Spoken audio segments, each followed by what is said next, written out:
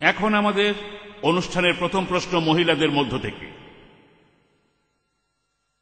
আসসালামু আলাইকুম, আমার নাম কামরুন নাহার। আমি কুয়েতে দারুল কুরআনে চাকরি করি।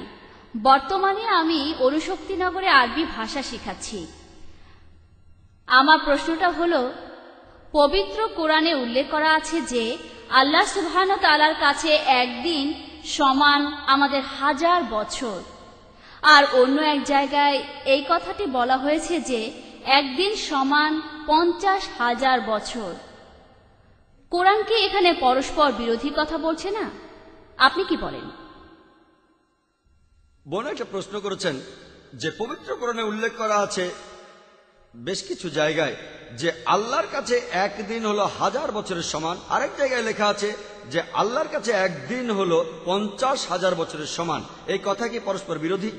বোন, আপনি যে আয়াতের কথা বলেছেন সেগুলো পবিত্র কোরআনে আছে। সূরা আল হাজের 47 নম্বর আয়াতে উল্লেখ করা আছে, আর এছাড়াও সূরা সাজদার 5 নম্বর আয়াতে উল্লেখ করা আছে। বলা হয়েছে যে তোমাদের প্রতিপালকের নিকট একদিন তোমাদের গণনার সহস্র বছরের সমান। এরপর সূরা মারিজের 4 নম্বর আয়াতে বলা হয়েছে যে আল্লাহ সুবহানাহু ওয়া তাআলার কাছে একদিন এটা আমাদের মানুষদের সময়ের হিসাবে 50,000 বছর। এই দুটো কথাকে কি পরস্পর বিরোধী বলা যায়? আসলে পবিত্র কোরআনের এই আয়াতগুলো যা বোঝাতে চাচ্ছে, একটা ধারণা দিচ্ছে যে আল্লাহ সুবহানাহু ওয়া তাআলার সময়ের সাথে আমাদের পার্থিব সময়কে তুলনা করা যায় না। আমাদের পার্থিব সময় হোক সেটা 1000 বছর বা 50,000 বছর বা লক্ষ লক্ষ বছর, এই পার্থিব সময়টা আল্লাহর কাছে মাত্র একদিন অথবা মাত্র 1 সেকেন্ডের সমান হতে পারে। এখানে আপনাকে একটা ধারণা দেয়া হচ্ছে যে আল্লাহ সুবহানাহু ওয়া তাআলার সময়ের সাথে আমাদের পার্থিব সময়কে তুলনা করা যায় না। তারপরেও যদি আয়াতগুলোর শব্দগত অর্থ ধরেন, সেখানেও একটা ব্যাখ্যা রয়েছে। এই আয়াতগুলোতে যে আরবি শব্দটা ব্যবহার করা হয়েছে সেটা ইয়াম।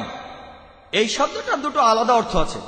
ইয়ামের একটা অর্থ হলো দিন বা সময়কাল, অন্যটা যুগ বা লম্বা সময়। তাই আপনি যদি কোরআনে সূরা সাজদার 5 নম্বর আয়াতটি ভালো মতো পড়েন, বলা হয়েছে যে তিনিই সমুদয় বিষয়সমূহ পরিচালনা করেন, আকাশ হইতে পৃথিবী পর্যন্ত। অতঃপর একদিন সমস্ত কিছুই তাহার সমীপে সমর্থিত হইবে, যেদিনের পরিমাণ হইবে তোমাদের হিসাবে সহস্র বছর।